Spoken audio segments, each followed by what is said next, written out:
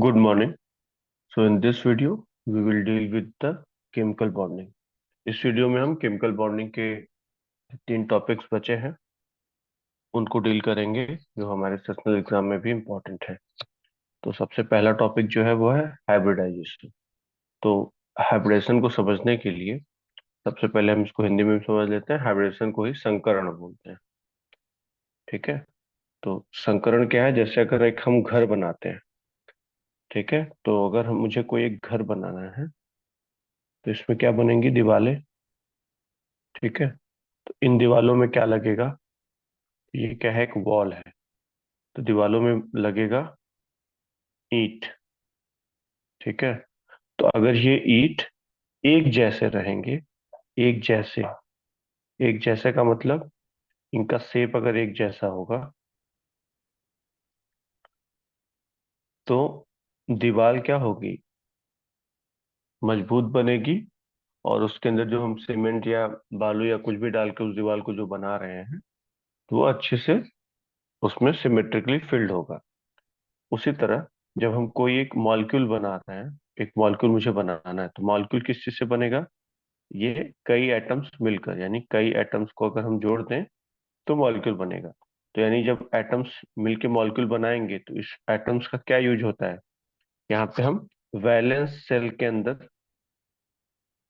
Valence shell के अंदर valence orbitals use करते हैं। यानी वैलेंस ऑर्बिटल को ही हम क्या बोल सकते हैं? Valence atomic orbitals. तो चूंकि पॉली एटॉमिक है, पॉली एटॉमिक का मतलब मान लो हमने CH4 ले लिया, तो एक कार्बन है और चार हाइड्रोजन एटम्स हैं। ठीक है। तो यानी कार्बन का एटॉमिक ऑर्बिटल होगा और चार हाइड्रोजन के एटॉमिक ऑर्बिटल्स मिलके ये बनाएंगे। लेकिन अगर ये अलग अलग साइज के होंगे, क्योंकि कार्बन की साइज अलग है और हाइड्रोजन की साइज अलग है, तो अगर मैं इससे एक मॉलिक्यूल बनाऊंगा, ठीक है, तो ये कैसा हो गया? ये एक हाउस जैसा ही हो गया, जहाँ पे हमने ईंट अलग अलग टाइप के लिए हैं, अलग अलग प्रकार के लिए हैं, तो उससे मजबूत दीवार नहीं बनेगी। तो हाइब्रिडेशन में होगा क्या?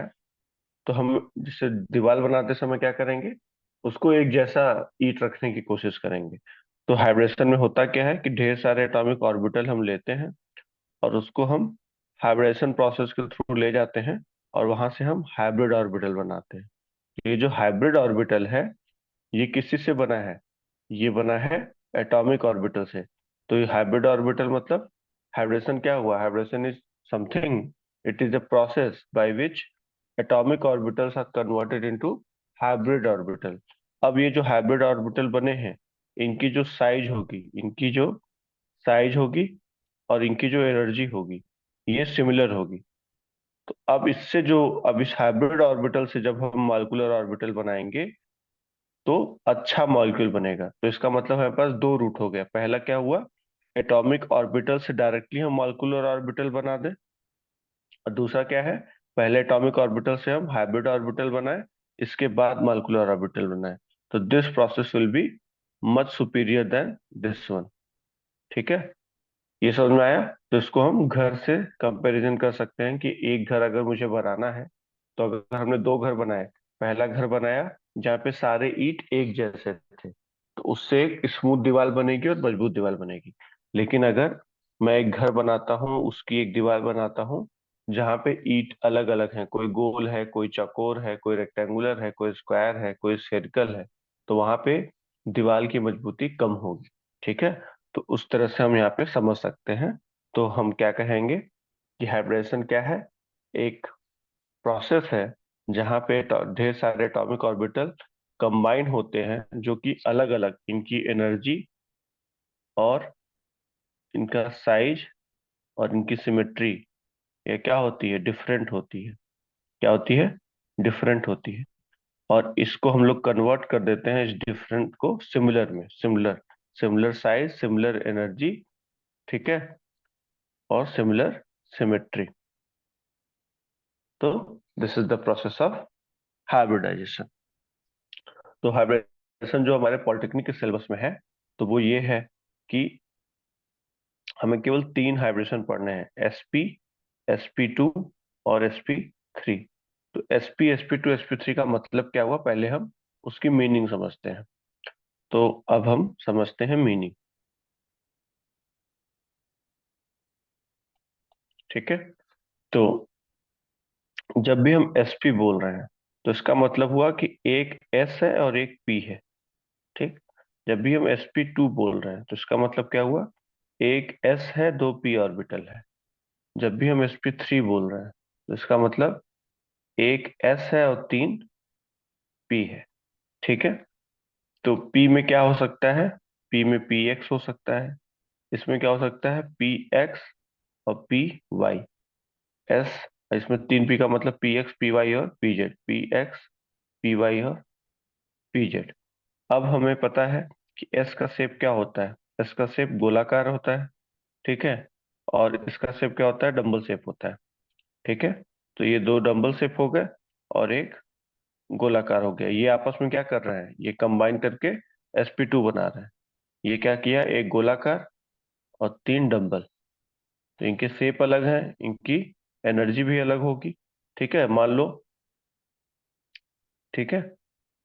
एनर्जी हम कैसे निकालते थे, हमें एटॉमिक में पढ़ा है n+l रूल से। ठीक। तो दिस इज द समरी। अब एक परसेंटेज वाला कॉन्सेप्ट समझ लेते हैं कि परसेंटेज कैसे निकलता है। तो अब देखो, एक एस एक पी है, यानी 100% में एक एस हो गया, यानी 50% एस करेक्टर है और 50% पी करेक्टर है। यहाँ 100% में क्या है, एक पार्ट एस है और दो पी जो है वो क्या है, पी करेक्टर है। तो इसका मतलब क्या हुआ, कैसे निकालेंगे। तो यानी टोटल कितना हो गया, 1+2 = टोटल हो गया। ठीक। मुझे अब एस निकालना है तो 1/3। तो एस कैसे निकलेगा, वन जो है एस करेक्टर है और तीन जो है टोटल है। तो यानी 33% ये हो जाएगा। और पी कितना हो जाएगा, दो पी करेक्टर है, कितने में, टोटल में, तीन में। तो ये कितना हो जाएगा, 66.6%। और ये कितना हो जाएगा, एग्जैक्टली अगर बोलो 33.3%। यहाँ पे क्या हो जाएगा, एक एस है और तीन पी है, यानी टोटल कितना हो गया, चार। ठीक है। तो एक एस करेक्टर है, चार में टोटल, यानी 25% तो एस करेक्टर है और 3/4 पी करेक्टर है। 3/4 पी करेक्टर, यानी 75% ये है। यहाँ पे कितना हो जाएगा, 1+1, यानी 1/2 एस करेक्टर है और 1/2 ही पी करेक्टर। इस तरह से एस करेक्टर और पी करेक्टर हम कैलकुलेट कर सकते हैं। ठीक है। तो sp sp2 और ये हमने अच्छे से समझ लिया। अब इसको हम समझने की कोशिश करते हैं। पहले sp हाइब्रिडाइजेशन यानी sp संकरण की बात करते हैं। sp संकरण बनेगा कैसे, और उसका एग्जाम्पल भी लेते हुए चलेंगे। तो देखो, हमारे पास जब एक s हमने ले लिया और एक p ले लिया, तो s और p मिला के उसका हाइब्रिडेशन करेंगे। तो ये क्या है, प्योर एटॉमिक ऑर्बिटल्स हैं। प्योर एटॉमिक ऑर्बिटल, इन दोनों को कंबाइन किया तो हमें क्या मिल गया, हाइब्रिड ऑर्बिटल। यानी यहाँ पे इनका shape, size, symmetry, shape, size, symmetry और एनर्जी, ये सब अलग था। ठीक है, डिफरेंट एस का और पी का, बट यहाँ पे क्या हो जाएगा, सिमिलर। ठीक है, शेप, साइज, सिमेट्री और एनर्जी अब सेम हो जाएगा। यानी पहले ये क्या था, स्फेरिकल था एस, और ये पी एक्स ले लिया, ये क्या था, डम्बल शेप था। तो जब ये हाइब्रिडेशन के थ्रू गया है तो ये देखो, जितने एटॉमिक ऑर्बिटल कंबाइन करेंगे उतना ही हाइब्रिड ऑर्बिटल बनेगा। यानी एक एस और एक पी, यानी टोटल टोटल दो एटॉमिक ऑर्बिटल्स कंबाइन किए हैं। तो इससे दो हाइब्रिड ऑर्बिटल बन जाएंगे। और ये जो हाइब्रिड ऑर्बिटल होंगे, एक एस और एक पी, यानी दो sp हाइब्रिड ऑर्बिटल बने हैं। एक एक तो s है, और यानी 50% एस करेक्टर है उसके अंदर हाइब्रिड ऑर्बिटल में, 50% एस करेक्टर और 50% इसके अंदर पी करेक्टर है। ठीक है। तो देखो, ये स्फेरिकल है, ये डंबल है, तो इससे एक जो शेप बन रहा है। तो एक देखो, ये हो गया। और एक दूसरा वाला जो हाइब्रिड ऑर्बिटल है, ये ब्लू से मैं दिखा दे रहा हूँ। तो ये इस तरह से बन जाएगा। तो ये दो sp ऑर्बिटल बन गए। ठीक है। अब चलो sp2 देखते हैं। तो एक s ले लिया, एक px ले लिया और एक py ले लिया, इसका हाइब्रिडेशन करा दिया। तो टोटल मैंने कितने लिए? तो तीन एटॉमिक ऑर्बिटल कंबाइन किए हैं, तो इससे कितने बनेंगे? तीन हाइब्रिड ऑर्बिटल बनेंगे। तो हाइब्रिड ऑर्बिटल, कौन से हाइब्रिड ऑर्बिटल है? ये तीन sp2 हाइब्रिड ऑर्बिटल है। ठीक है। तो अब देखो, ये स्फेरिकल, ये px हो गया और ये py हो गया। तो तीन हाइब्रिड ऑर्बिटल बन गए। ठीक है। एक कैसा बना? एक मेरा ये बना,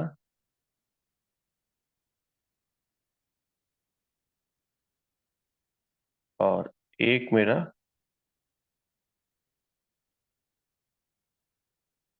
और एक मेरा।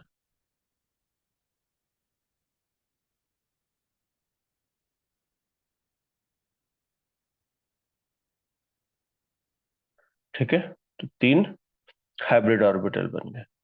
अब इस हाइब्रिड ऑर्बिटल के अंदर अगर मैं परसेंटेज एस की बात करूं, तो वो होगा 33.3%। और परसेंटेज पी की बात करूं तो वो होगा 66.6%। ठीक है। sp3 की बात करेंगे तो क्या हो जाएगा? एक s ऑर्बिटल, एक p, एक p और एक p, यानी तीन sp, तीन, सॉरी, एक s यानी चार एटॉमिक ऑर्बिटल लिया, उससे हमें चार हाइब्रिड ऑर्बिटल मिलेगा। तो जो चार लिया है उसमें एक s है और तीन p है।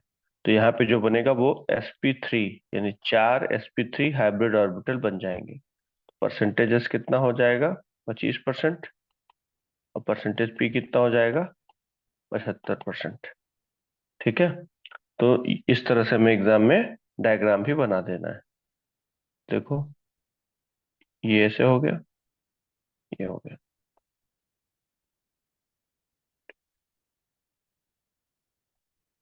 ये हमारा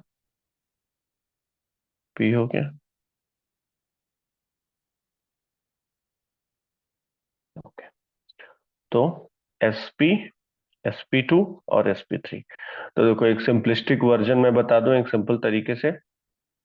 मान लो मेरा एक एस था, ये गोलाकार था, और एक मेरा पी था, वो क्या था? डंबल शेप था। वो डंबल शेप था। तो इससे जो ऑर्बिटल बनेगा वो कुछ इस तरह से बनेगा। एक एस और एक पी से इतना बना। तो मान लो एक एस लिया मैंने, और अब दो पी ले लिया, तो ये हमारा एक से इतना बना। तो एक से हमारे ये तो बन जाएगा। और दूसरा, एक एस एक पी से ये बन गया, और एक एस एक पी से ये बन गया। ठीक है। अब तीसरा देखते हैं। ये प्रोसेस में बता रहा हूँ। तो तीसरा लेंगे, एक एस लिया हमने, एक पी लिया, दो पी लिया और तीन पी लिया। तो पहला किससे बनेगा? इससे बनेगा, तो बना दो। एक एस,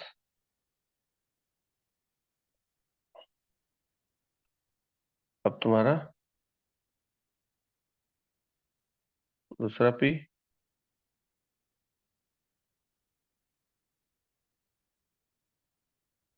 तीसरा पी। ठीक है। एस पी, sp2, ठीक है, sp3। तो हमारा तीन से तीन बन जाएगा, चार से चार बन जाएगा। ठीक है। यहाँ देखो टोटल कितने हैं? दो थे। यहाँ पे एक और एक, तो एक यहाँ पे हमारे ये बना। तो ये वाला हमारा यहाँ पे आ जाएगा। ठीक है। और ये वाला हमारा यहाँ पे आ जाएगा। टोटल एटॉमिक ऑर्बिटल्स कितने हैं? एक, दो और तीन। तो कितने बन गए? एक, दो और तीन। यहाँ दो हैं, तो एक और दो। यहाँ कितने बनेंगे?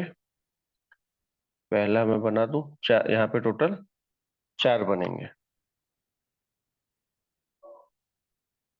एक,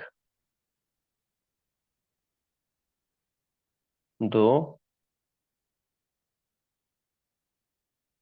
तीन, चार। ठीक है, एक, दो, तीन और चार, एक, दो, तीन और चार। तो sp, sp2, sp3। तो दिस इज द वे। ठीक है, चलो। तो ये चीज हमने समझ ली, sp निकालना है कैसे है, sp2 कैसे करना है, और sp3 कैसे करना है। ठीक है, अब परसेंटेज एस और परसेंटेज पी भी निकाल लिया। उसका कुछ इंटरप्रिटेशन निकाल लेते हैं कि उससे फायदा क्या होता है। जब भी हम sp लेंगे, sp2 लेंगे और sp3 लेंगे, कुछ कुछ एग्जांपल्स ले लेते हैं। तो ये देखो हमारा क्या है, इथेन है। जो लोग ट्वेल्थ करके आए होंगे उनको समझ में आएगा, अदरवाइज अभी हम आगे चलेंगे तो उसको फिर से बताएंगे। ये क्या है, इथेन। तो ये भी sp3 है, दोनों sp3 है। ये क्या है, इथीन, H, H। तो ये दोनों कार्बन क्या है, sp2 है। और ये क्या है, इथाइन। ये क्या है, sp हाइब्रिडाइज्ड है, sp3 है, sp2 है और sp। ठीक है। अगर अब हम इनऑर्गेनिक मॉलिक्यूल के एग्जांपल देखें, तो इसका हो जाएगा BeCl2, इसका हो जाएगा BF3। ठीक है, इसका हो जाएगा CO2। और सॉरी उल्टा बोल दिया मैंने, ये हो जाएगा,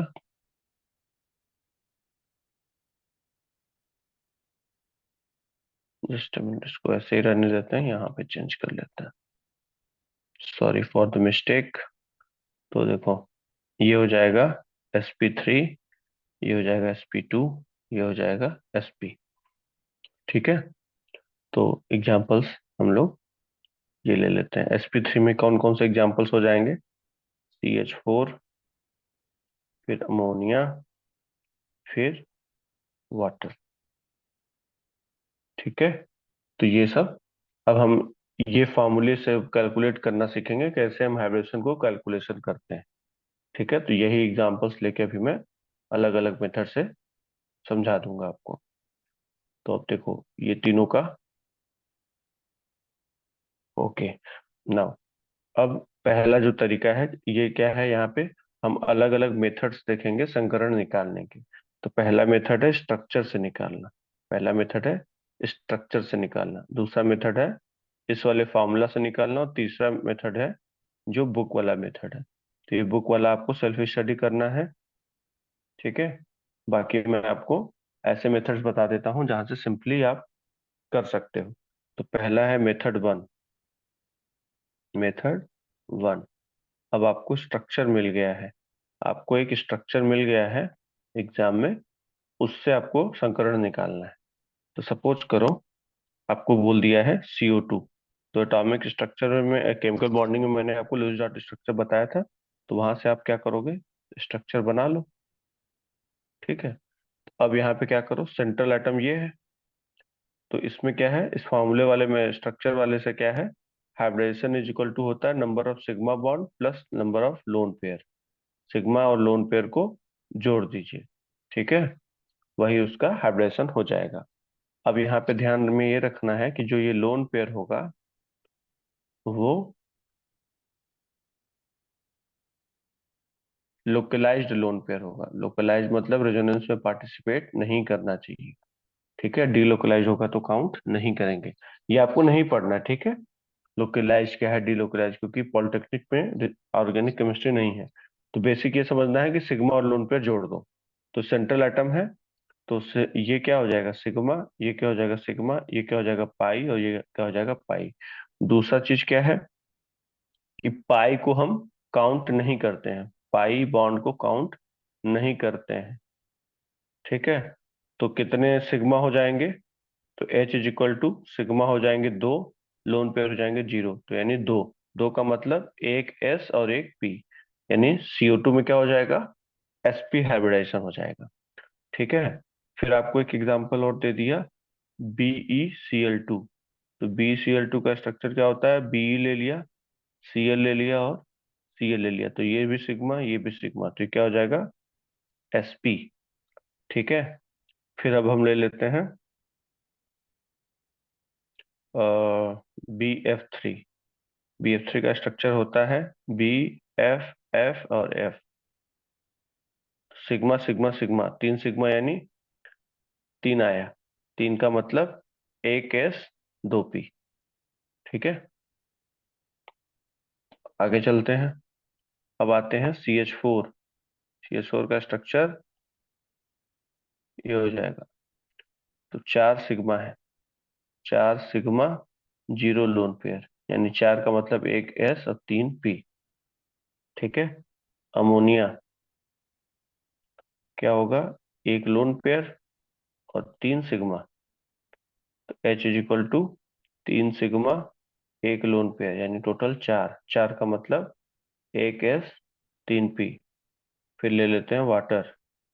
वाटर का स्ट्रक्चर क्या होता है, दो लोन पेयर और दो सिग्मा, यानी दो सिग्मा और दो लोन पेयर, यानी चार, चार का मतलब sp3। अब ले लेते हैं इथाइन। इथाइन में अब ध्यान देना, यहाँ पे एक ए है ये बी है, तो बी का अगर हम निकालेंगे तो एक सिग्मा दो पाई और ये एक सिग्मा, यानी बी वाला क्या हो जाएगा, दो आया यानी sp। ए वाले का निकालेंगे तो एक सिग्मा इधर एक सिग्मा इधर, यानी दो, दो यानी sp। ठीक। अब इसका निकालते हैं।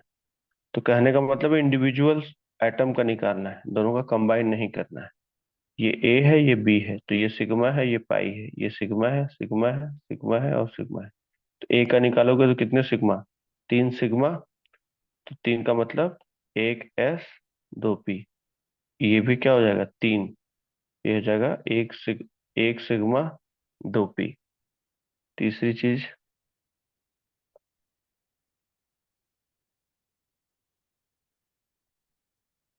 Sigma sigma pi pi sigma, तो ये मान लो ए है ये मान लो बी है, तो हो जाएगा दो, दो मतलब sp, ये हो जाएगा दो यानी sp। ठीक है। तो इस तरह से स्ट्रक्चर से तुम सारा निकाल सकते हो। ठीक है। अब दूसरा मैं तरीका बताता हूँ, मेथड टू, फॉर्मूला मेथड।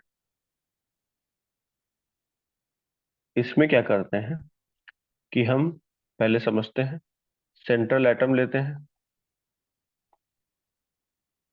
ठीक है। सेंट्रल एटम का क्या लेते हैं, वैलेंस शेल इलेक्ट्रॉन, उसको लिख लेंगे प्लस वन। प्लस वन कब करेंगे, अगर सराउंडिंग एटम, अगर surrounding atom is equal to hydrogen है या हेलोजन है, तब तो प्लस वन करेंगे पर एटम। अगर चार है तो प्लस वन इंटू चार करेंगे, तो पर एटम कंट्रीब्यूशन एक आएगा। ठीक है। इसको जोड़ने के बाद दो से डिवाइड कर देंगे, जो आएगा वही हाइब्रिडाइजेशन होगा। तो एग्जांपल लेते हैं, सेम एग्जांपल से स्टार्ट करते हैं। मान लो हमारे पास BeCl2 है। ठीक है। तो यहाँ पे ध्यान से देखो, ये जिसकी संख्या ज्यादा होती है वो सराउंडिंग एटम होता है, जिसकी संख्या कम होती है वो सेंट्रल एटम होता है, पहला नियम। दूसरा नियम होता है सेंट्रल एटम का कि जिसकी इलेक्ट्रोनेगेटिविटी कम होती है, लो इलेक्ट्रोनेगेटिविटी जिसकी होती है वह सेंट्रल एटम होता है, और जिसकी इलेक्ट्रोनेगेटिविटी ज्यादा होती है वो सराउंडिंग एटम होता है। ठीक है। ये क्रूड रूल्स है, नॉट फिक्स्ड रूल है, लेकिन जनरली इससे काम हमारा हो जाता है। तो अब सबसे पहले सेंट्रल एटम हमारा जो हो गया वो हो गया बेरिलियम। ठीक है।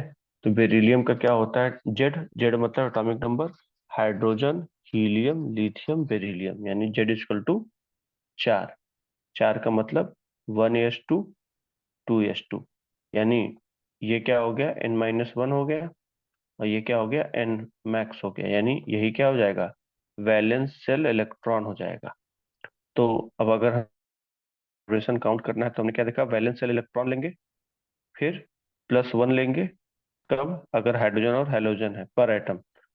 ठीक है, तो वैलेंस इलेक्ट्रॉन 2 हो गया। अब यहाँ हेलोजन है तो एक के लिए एक, तो दो के लिए ये हो जाएगा, सॉरी, यहाँ पे हमारा,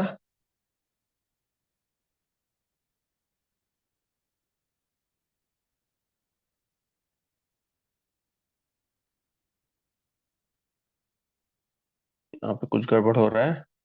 चलो ये वाला एग्जांपल एक बार हम फिर से देख लेंगे। तो पहले हम ये वाला एग्जांपल देखते हैं। मान लो मेरे पास CH4 है, ठीक है, तो यहाँ पे सेंट्रल एटम क्या हो जाएगा, कार्बन हो जाएगा। कार्बन होने का मतलब, कार्बन यहाँ पे हुआ, जेड की वैल्यू कितनी हो जाएगी, 6 हो जाएगी, यानी 1s2, 2s2, 2p2। तो सेंट्रल यहाँ पे वैलेंस इलेक्ट्रॉन 4 हो गया, और एक हाइड्रोजन के लिए एक, तो इसके लिए 4, तो 4 4 8, ठीक है। 8 डिवाइडेड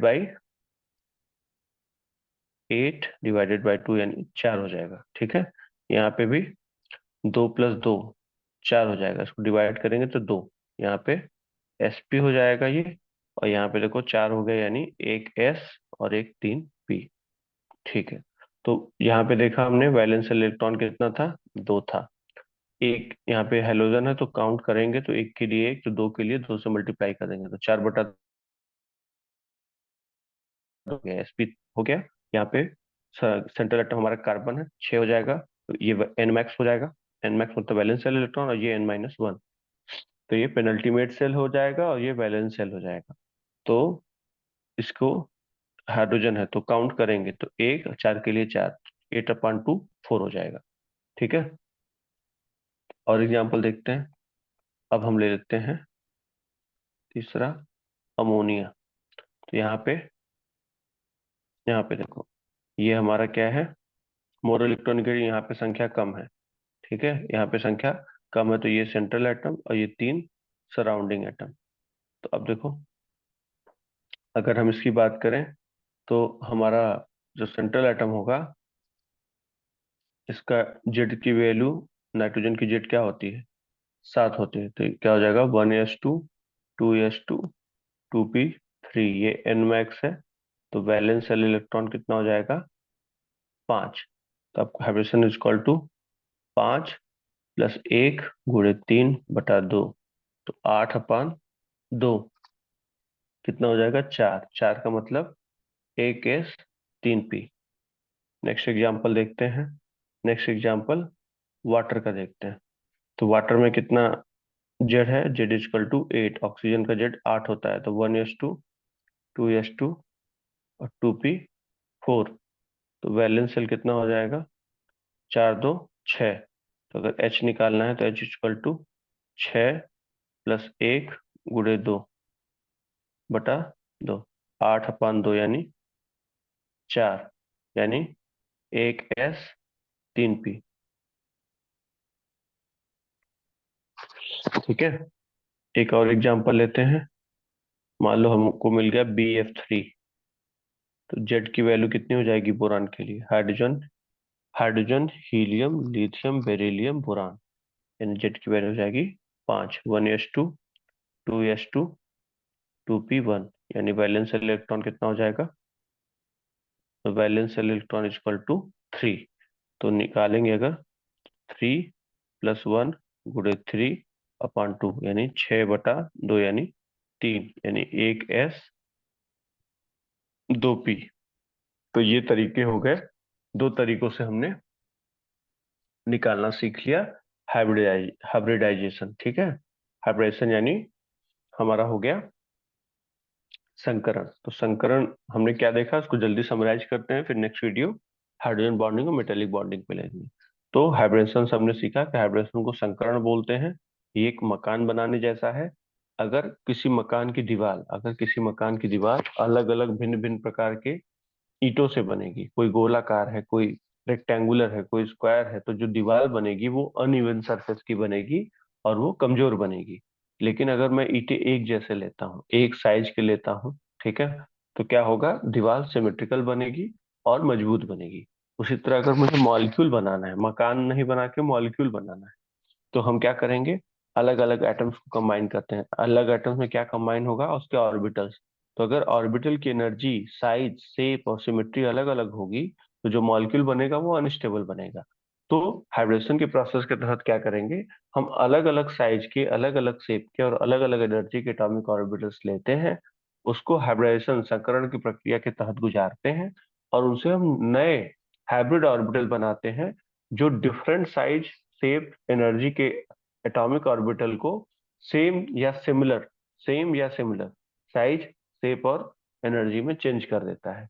अब इससे बनाए हुए मॉलिक्यूल्स मजबूत बनेंगे, स्टेबल बनेंगे। तो यहाँ पास दो ऑप्शन है, एटॉमिक ऑर्बिटल से डायरेक्ट मॉलिक्यूल बना देना, और एक है एटॉमिक ऑर्बिटल को पहले हाइब्रिडाइज करके हाइब्रिड ऑर्बिटल बनाना, और हाइब्रिड ऑर्बिटल बनाने के बाद मॉलिक्यूल को बनाना। तो जो दूसरा वाला मेथड है, जो कि हाइब्रिड ऑर्बिटल बनाने के बाद है, ये ज्यादा मजबूत मॉलिक्यूल्स बनाएगा, ज्यादा स्टेबल मॉलिक्यूल्स बनाएगा। फिर हमारे सिलेबस को हमने देखा, जिसमें कि हाइब्रिडेशन जो है तीन तरह से हो सकता है, एसपी, sp2 और sp3। फिर मैंने तुमको परसेंटेज निकालना सिखाया कि परसेंटेज एस कैसे निकालोगे और परसेंटेज पी कैसे निकालोगे। तो परसेंटेज का सिंपल चीज है कि मान लो तुम 10th क्लास में हो और तुम्हारा जो टोटल नंबर है, तुम्हारा रिजल्ट 500 नंबर में बनेगा, और 500 इसको हटा देते हैं, इसको 100 कर देते हैं ताकि कैलकुलेशन इजी रहे। तुम्हारा